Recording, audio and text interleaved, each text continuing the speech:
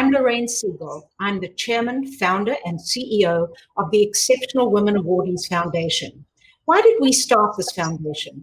Well, as an immigrant from South Africa, I never had a mentor.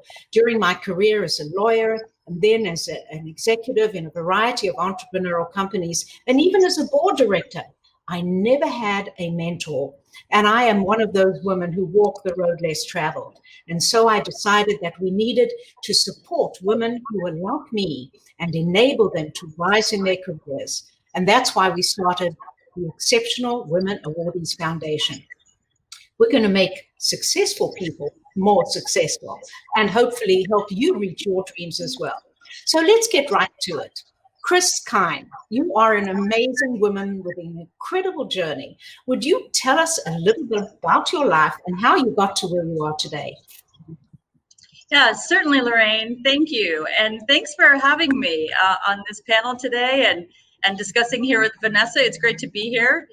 And wow, the journey from large company to startup is a long one. It's windy and it's kind of fraught with challenges. I'm not even sure I would recommend it, frankly, unless you're up for big risks and really big life adjustments. What I mean by that is that in big companies, the career progression is really linear. You know, I started out as a salesperson with Dex Media and ended up running a sales organization of 1,000 direct B2B sellers. And it was very linear. You know, that progression was very clear.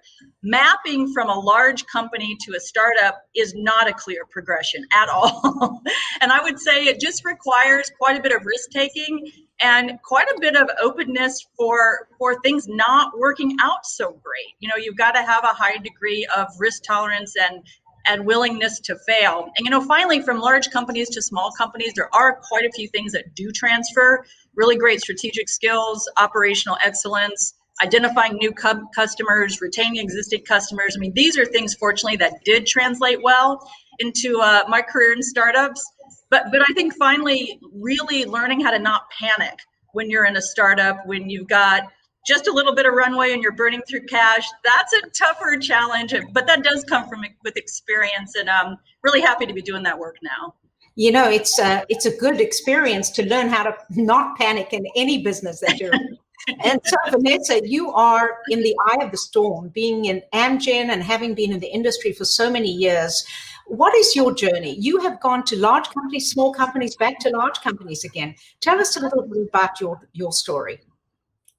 Yeah, so I started my career actually as a chemist. And so I had a little bit of a jungle gym as a career, similar to what Chris explains. Sometimes there's linear progression and sometimes it's a little bit unconventional. So I started in the laboratory and moved through different phases of career based upon my own specific interests and what excited me in my career. I think one thing that's always held true to me across the different companies, small or large, has been their vision and what they've done for patients and to the ecosystems within healthcare. So my career has been large companies, 100,000 people, to small companies like 40 people.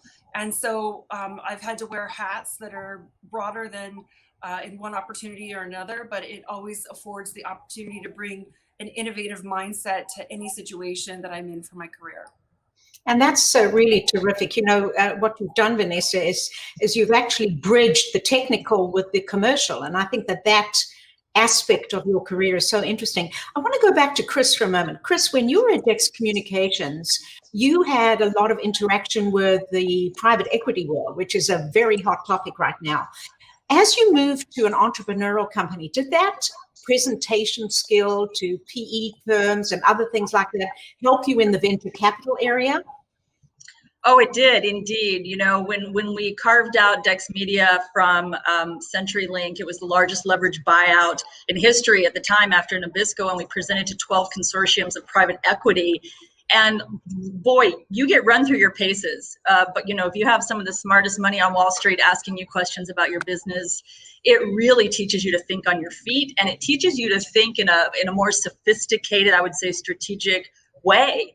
And that's served me incredibly well because smart money is smart money. And whether it's investing in a huge multi-billion-dollar acquisition, or it's investing in a multi-million-dollar, startup in the biotech area, that confidence that comes with being in front of the investment community, I think really helps. So I would encourage people to get as much experience as you can in that arena.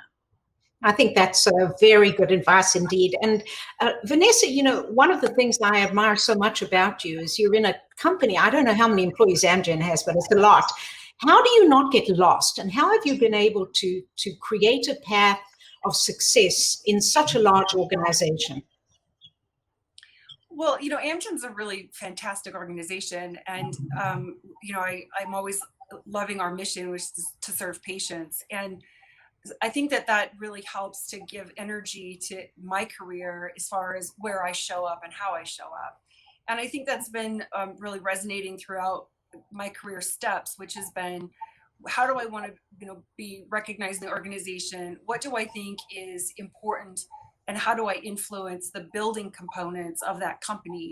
So it provides an opportunity for anyone to not get lost if they show up and they have a vested interest in building for the future. And so that's where I've always kept my mindset, so that I can help to focus on what are the capabilities that we need to be establishing so that the next generation of leaders can come in and take it to the horizon ahead. And you've also done your bit to bring others up with you, Vanessa. I know that you had quite a lot to do with starting a women's group. Tell us a little bit about that at Amgen. So I didn't start our women's group.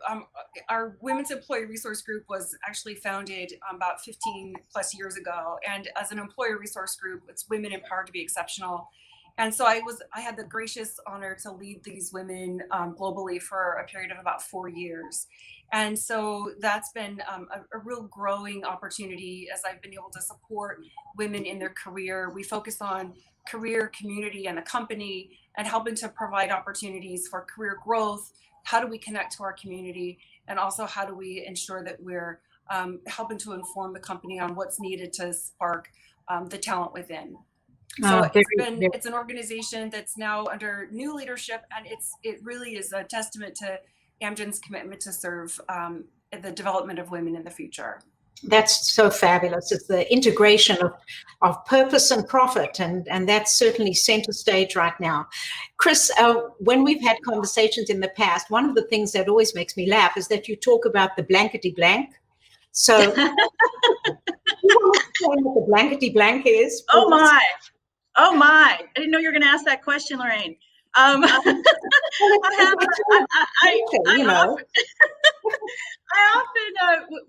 do a lot of mentoring with women. I did that quite a bit in my corporate career, and do that quite a bit now, with women entrepreneurs and founders specifically. And when they ask me, like, what I think is the biggest rule that made me happy in my career, makes me happy in my career, I say one of my number one rules is no blankety blank policy. And you fill in the blankety blank. I won't fill it in for you because life's too short to work around blankety blanks. It's just as simple as that. And I think that's, there are so many things we can fill that blankety blank with, bureaucracy, too many people who need to approve things, decision making. And I think that in particular, that's where, Vanessa, you've done so well. And Chris, you too, because you have learned what works and how to navigate inside large and small companies. So Chris, back to you for a moment. Let's say that I'm an entrepreneur, and I know there are a lot of entrepreneurs who are joining us on LinkedIn tonight and other platforms. I have a great idea. What next? Yes, it all starts with a great idea. And it's important that you have passion and really undying enthusiasm for your idea. But you can't get over enamored with your own idea, because I think what's most important than just the good idea is that you have data to back it up and to demonstrate that it has legs. And even more important than that, I think, that you have support. And that's either in the form of financial support, professional support, development support, a group of people who really are on your side and want you to win. Make sure you've got that. And if you don't have that yet, find out who can benefit from your product or your idea and go make friends with them and get them on your side. That makes a lot of sense. So, Vanessa, one of the things that I love about you is that you talk about grit. And could you give me a little bit of a description, which our audience will, I'm sure, enjoy? What do you mean by grit, and when do you need it? So by grit, I mean, it's the gravitas, right? So, there's been a movement about, grit over the last few years, and it's really understanding how you dig in and how you're not afraid to get the feedback, to change, to be agile enough in your approaches, so that if somebody does say no, like Chris says, hey, if you got a great idea, you want to be beholden to that idea, but at the same time, make sure that it's being massaged and morphed in a way that's going to be useful from a technology perspective. So what grit does is it enables you to take feedback, to get back up again, and keep moving forward. Sometimes we're our worst enemies because we have this opportunity to get feedback or to feel like you could have done something better, and you're the only one that actually is thinking about it. And so it's just a matter of getting past your own fears and being a better version of yourself. And that's a very good point. A lot of us have in our careers been afraid to bring a big idea or a new idea. And of course, it takes a lot of grit and guts and courage to do that.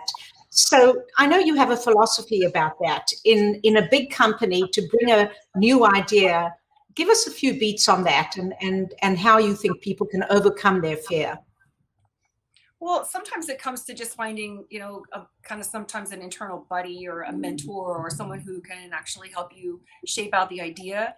When you have an internal idea, even a bigger small company, the influential skills is what really kicks in. And when you're talking to someone about your idea, it's not a matter of winning and not a matter of, it's of having just one idea pervade, but actually understanding how that can actually morph and have even a greater benefit from feedback from others. So, getting someone else to support you in that journey, as well as, morphing the idea in such a way that it's actually of more value to an organization and customized, makes it even potentially greater than you had envisioned from the start. So be innovative wherever we are, and make sure that we, if we have good ideas, we take them forward, and we're not afraid to take that forward. We're all responsible for building the company for the future. And so if, we get paid to make sure that that innovation is stayed alive. And what's the worst part is when we have a seat at the table and we don't take advantage of that. Wow, that is so well said. I love that comment. Have a seat at the table and take advantage of it. Yes, I think you should have that on the back of your office wall all the time. And Chris, the thing that I've admired so much about your career is that you have gone through a variety of different industries. So I did the same thing, and I know that some people think that's very challenging and you shouldn't do it. Tell us what the secret was from moving from communications into MFB fertility, and how does that work? Yes, I can see the benefit of staying in an industry and having deep industry expertise like Vanessa does, and I think that has served her well, and that's made her deeper and deeper and able to contribute even more in her industry and leave a mark on her industry, which I think can be very important. For me, my industry changed a lot. The print media business became completely digitized. I was a part of that whole revolution, which was great. But I think that because of the changes in the media industry, I just got interested in other things. And because I have a sales and marketing background, I really chose to look at things that interested me from a sales and marketing standpoint. And women and girls have always been a passion for me. So I made my way to startups and to a company called MFB Fertility that helps women understand their hormones through at-home revolutionary testing. And, we hope to become the next women's hormone wellness platform. So what got me there was my passion for the work, my passion for the community we serve, the products we have, and bringing my sales and marketing expertise to it. So I don't think it was ever really let me pick the best industry. It was always, how can I use my talents and abilities best to serve an audience and the kind of community I want to serve. Yeah, that's that's the purpose thing again, that if you can put your purpose and your passion together with a product, what's better than that? So Vanessa, when you're in a large company, or definitely in the kind of environment that Chris was in, I mean, communications were changing so dramatically, But what would be some of the clues for somebody to know that the time is right to move? What would you say on that? So I think, when you're not feeling personally challenged, if you're not bringing the value to the table and feeling like you actually are providing, an impact, that's a challenge. And I think, that we spend so much of our career in our work environment that if you're not finding the joy and the personal satisfaction from that, understand why. And sometimes it's internal, sometimes it's environmental or cultural, but there's an opportunity to either influence it. And if there's not, then there might be an opportunity to just step out. It might not be a good cultural fit from a job perspective, but it doesn't mean that you don't provide value in the organization or in the industry that you're in. And I think that that's a big topic, and we may come back to that, but there are a whole bunch of questions waiting for us. So I'll have our producer put the first one up, and let's see. Jennifer from Atlanta, she says she's an entrepreneur. Oh, well, we know the story. Failure's around every corner. Chris, how do you deal with that fear? That's the tough one. I feel that. It took me a while to learn how to deal with that, frankly. And where I found the most help was reframing what failure meant to me and really getting to the bottom of if failure means doing my best, if failure means trying everything I know how to try, if failure means getting every resource I possibly know how to get onto this topic, if failure means pivoting in 100 different directions to make this work, well, I've got to be able to accept that failure is going to be part of this. Because for entrepreneurs, it's not if you're going to fail, it's when you're going to fail and how big you're going to fail and how quickly you can pivot. I mean, that's why, pivot, it's overused and overhyped, but that's why it's a thing, is because you pivot, you find the next thing. And really being an entrepreneur is just one set of failures and another set of pivots until you win. I love that. And it's so true. It's so true. And failure is an opportunity to do something different. So I love it. We have another question that's just come in from LinkedIn from Mohammed from Detroit. He works in the auto industry, Vanessa, very large companies, very old culture. What do you advise about culture change? So, this is where it gets into influence. And so if there's an opportunity to influence that culture, make the case for change and bring it to those who are the colleagues and the executives that can help to advance it and make the change. Sometimes organizations don't understand that there's an opportunity that's needed. But I think, as we all are learning because of technology and all of the changes that we're seeing in real time, Agile is needed not only at the individual level, at the portfolio level, but at the corporate level. And so if there's something that we can do to influence that, find someone that you can, speak with about those items that you would, like to bring in or influence as far as, which components of your culture. So you can also, make the wave of change happen. So I'm going to follow up. So Mohammed, if you don't mind, I'm going to get you more answers on that question. If you think about personal performance, how can culture impact personal performance? Well, around personal performance, if you're not feeling engaged and empowered as a staff member, then you're really not going to show up and give it your 100% or your 110%. So a culture of an organization has to make sure that they're focused on getting, engagement from their staff, and there's an acknowledgement that staff is key for their performance. We drive the business results that any company gets. So there has to be some acknowledgement of that, or staff start feeling disengaged. And there's lots of research out there showing engaged staff, empowered staff, that has a direct link to performance. And also bringing out the diversity of thought, making sure that we're all thinking about the history, our experience from a career perspective, other companies, other experiences within the company, that we can actually help listen to those points of view, and that we're having these courageous conversations and, this abrasive conversation. Sometimes we have a tendency to avoid it, but it's actually okay to have the conversation. It's actually, you get to a better place if you have the courage to talk about it. I like that. And so, Chris, you are now in a position where you are actually creating a culture, which is what startups do. How are you creating this culture? What are you doing since you now have a paintbrush and a blank canvas?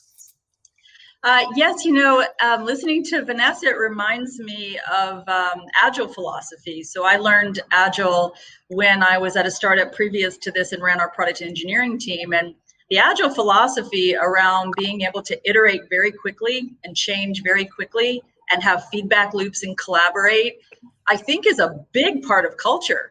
And I was thrilled to discover that the very formal agile development process that came out of software, in Silicon Valley 25 years ago, is so supportive of collaboration and feedback. So I would say collaboration and feedback obviously is critical to culture, but embracing an agile system, there's tons out there on agile. I would encourage people to research and look into for use from an organizational design standpoint, not just from a product dev and engineering standpoint. Lastly, I would say, that all starts with the team.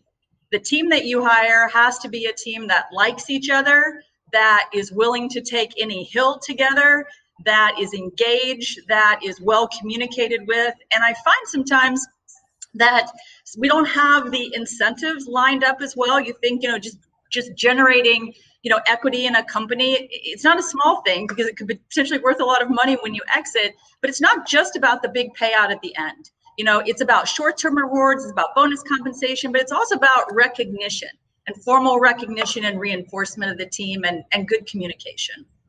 So while we're getting some more questions which are going to come up, Chris, I want to quickly ask you, what is a Scrum Master? The reason I know this is I just got certified as a Scrum Master, and my colleagues at Prove Test by MFB Fertility fondly call me their Scrum bag, because my job is Scrum is end-to-end management of a product and engineering project. A Scrum comes from rugby. It just means basically to organize the team, to win, to score.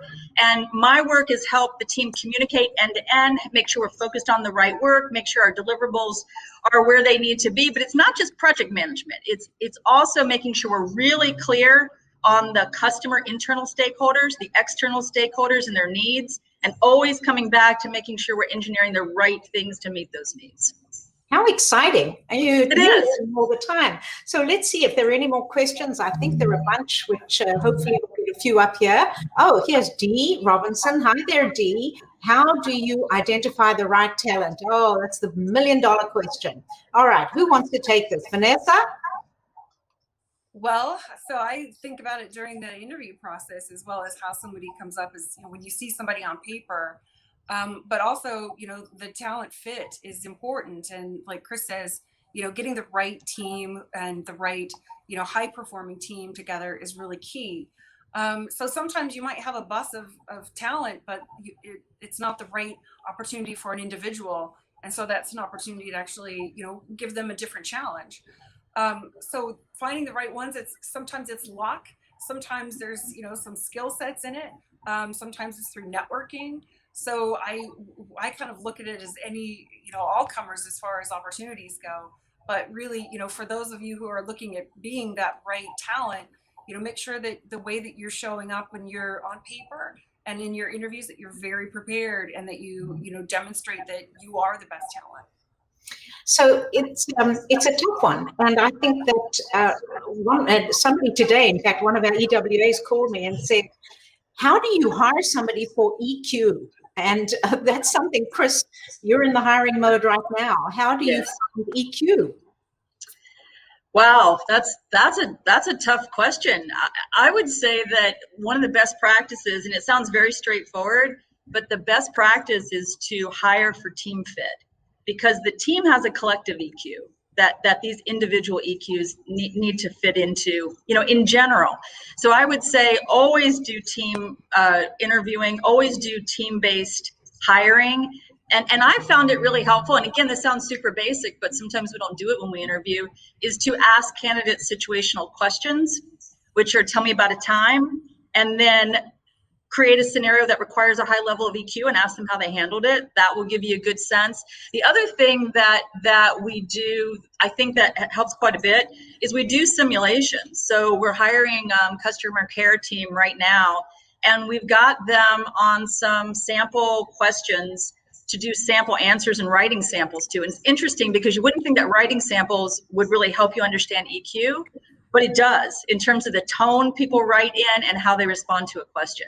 So I think those are some real practical, hopefully, examples along those lines. Yeah. Vanessa, do you want to add anything to that about the EQ side of it? Because you're in a company where there are tons of people who have amazing technical skills, and EQ is an issue. What are your thoughts on that?